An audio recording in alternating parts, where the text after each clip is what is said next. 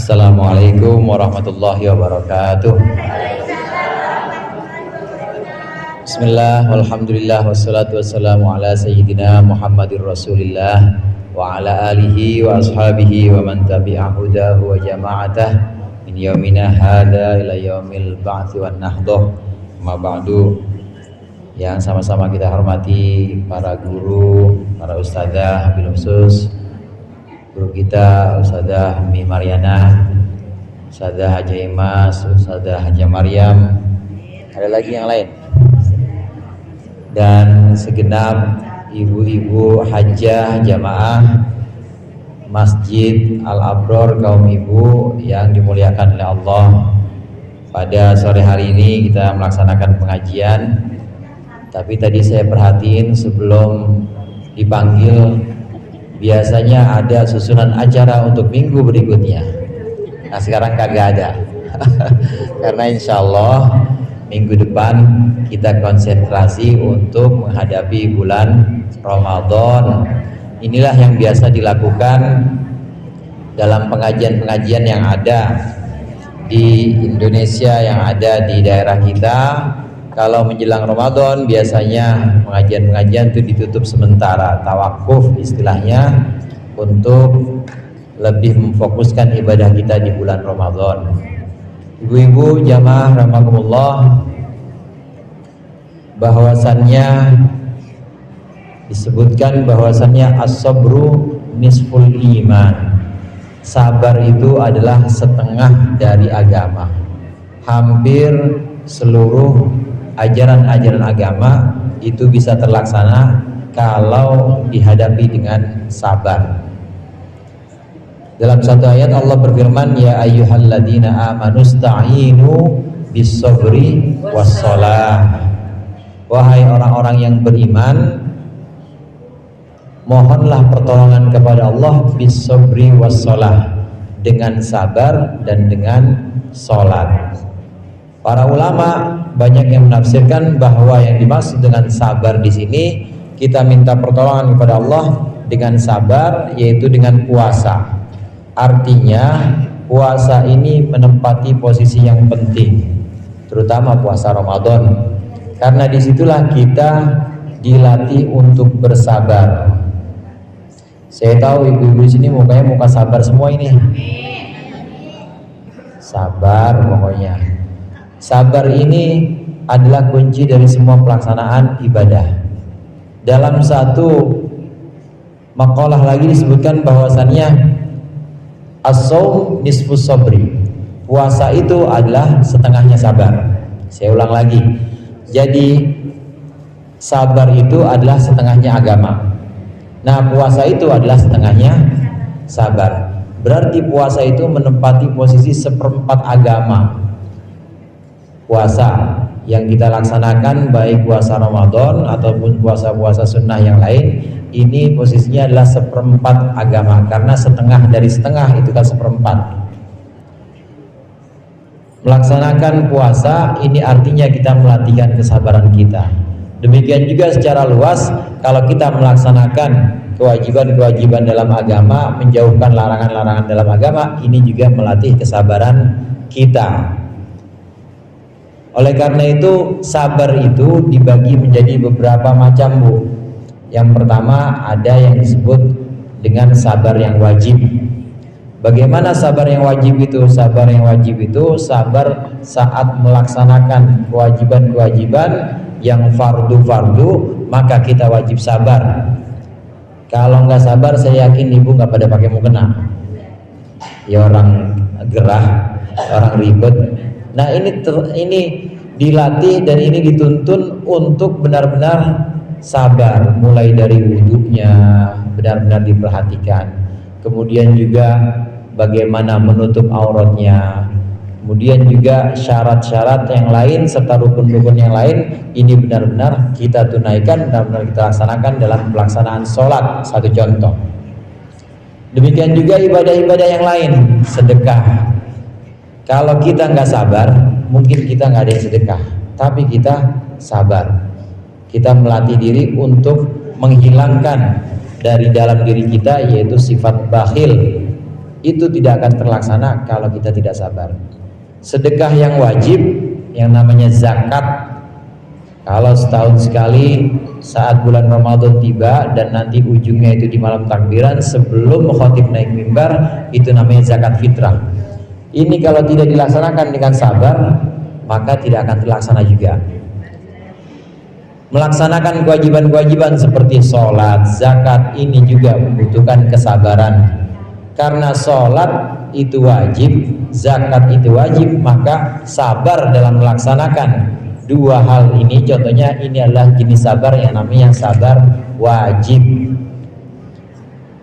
Bandingannya ibu-ibu, sabar wajib itu sabar yang dalam menjauhkan larangan-larangan. Bu, gibah halal apa haram? Halal apa haram, Bu? Menjauhkan gibah itu butuh kesabaran.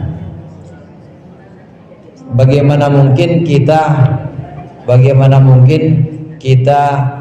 lagi enak-enaknya nanggak misalnya, lagi enak-enaknya nanggak ngobrol, nah kemudian tiba-tiba temanya dialihkan. Temanya sama teman kita dialihkan, yang tadinya lagi bahas pengajian, tahu-tahu dialihkan. Tuh si Anu suaminya agak pulang-pulang itu. Oh dia mah suaminya itu udah suami yang kedua. Wah terus dah tuh kemana-mana. Namanya gibah.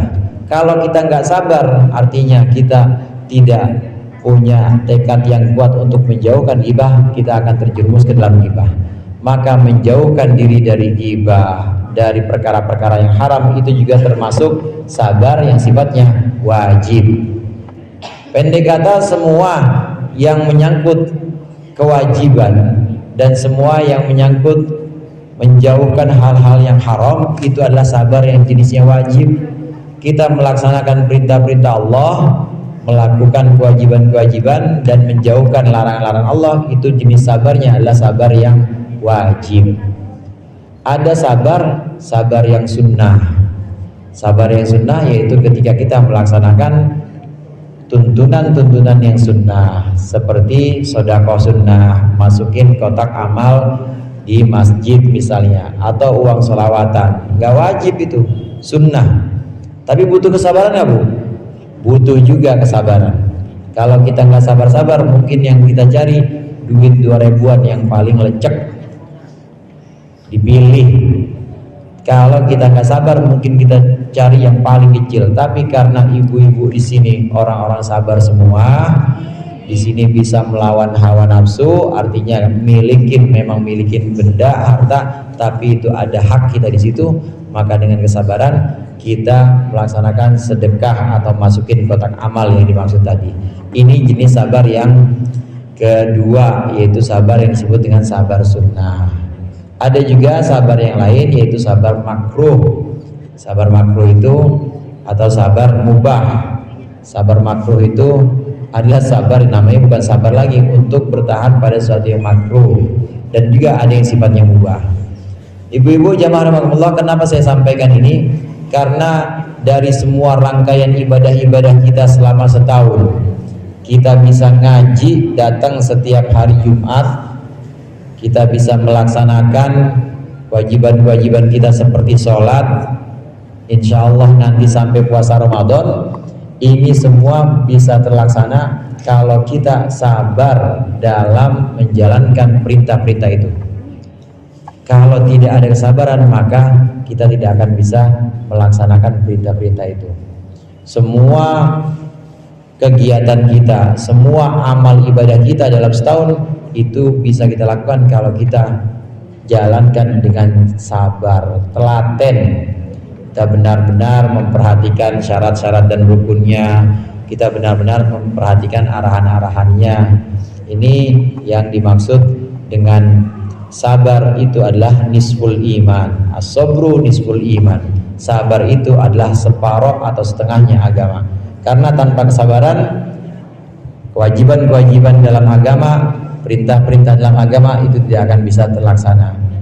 Namun tidak boleh lupa, Bu, setelah kita mampu bersabar dalam melaksanakan perintah-perintah Allah, kita mampu bersabar dalam menjauhkan larangan-larangan Allah, jangan lupa kita memandang bahwa itu semua adalah fadl atau karunia dari Allah. Kita melihat bahwa itu adalah bimbingan dari Allah. Ini penting sikap ini ditumbuhkan supaya kita tidak merasa ujub dengan amal ibadah kita. Setelah kita bisa sabar melaksanakan sholat, maka kita harus kembalikan kepada Allah. Yang sholat itu bukan saya, tapi Allah yang bimbing saya sholat. Setelah kita sabar dan bisa sedekah, bisa zakat, harus kita kembalikan. Yang sedekah dan zakat itu bukan saya semata, tapi Allah yang bimbing saya. Setelah selama setahun kita bisa ngaji, hampir nggak pernah absen, nggak pernah bolos, kita kembalikan lagi. Itu yang ngaji bukan semata-mata saya, tapi Allah yang bimbing saya sehingga saya bisa ngaji sampai bulan Sya'ban ini. Ini penting supaya kita menghilangkan sifat ujub. Tahu ujub, Bu? Bangga sama diri sendiri. Karena ujub itu membahayakan. Kalau kita sudah melaksanakan ketaatan-ketaatan, sudah bisa ngaji, udah punya ilmu, kemudian muncul rasa ujub, nih gua mah yang paling, jilbabnya aja gua paling banyak rombe-rombenya, gua mah nggak pernah bolos ngajinya. Kalau udah muncul seperti itu, namanya ujub. Ini bahaya. Sombong nanti akibatnya akan merendahkan orang lain. Orang yang belum ngaji atau yang ngajinya masih bolong-bolong, sama dia ledekin. Orang yang belum sempat melaksanakan sholat sama dia, kemudian sama dia diremehkan. Ini bahaya. Dalam semua pelaksanaan ibadah kita, setelah kita bisa sabar, bisa terlaksana pelaksanaan ibadah itu, maka harus kita kembalikan bahwa itu kita bisa karena Allah membimbing kita melaksanakan ibadah selama setahun ini. Kemudian yang kedua dan yang terakhir, Ibu, saya mohon maaf apabila dalam pertemuan-pertemuan kita ada kesalahan-kesalahan dari saya, ada kehilafan, barangkali suaranya kurang jelas karena ramean ibu-ibu dibanding saya suaranya. Saya mohon maaf kalau kadang-kadang saya suka rada melotot sendiri karena ngantuk jam-jam segini emang. Saya mohon maaf kalau saat menyampaikan misalnya saya suka agak mengencangkan suara saya, ya habis sambil patungan. Ada baik yang di patungan itu, yang di pada urunan. Ayo belum bayar. Iya, jadi saya kencengin suara saya kalau pas lagi begitu supaya kedengeran. Dan tentunya kehilafan-kehilafan lain, kesalahan-kesalahan lain yang mungkin tidak bisa dihitung, terlalu banyak kekurangan saya, maka saya mohon dibukakan pintu maaf yang sebesar-besarnya menghadapi bulan Ramadan ini, supaya kita menghadapi dan kita lakukan ibadah di bulan Ramadan dengan fokus dan juga dengan lebih khusyuk. Maka kita mohon maaf pada sesama atau teman kita atau orang tua dan juga kerabat kita. Baru setelah itu kita mohon maaf pada Allah. Mungkin itu saja dari saya, sekedar nasihat menjelang Ramadan dan juga sebagai penutup sementara pengajian kita ini. Mudah-mudahan Allah memberikan kita keberkahan di bulan Sya'ban ini. Allah sampaikan kita di bulan Ramadan dan Allah bimbing kita melaksanakan ibadah-ibadah dengan sempurna dan juga tentunya dengan bimbingan dari Allah. Lebih kurangnya saya mohon maaf. Wallahul muwaffiq ila aqwamit thoriq. Wassalamualaikum warahmatullahi wabarakatuh. Ini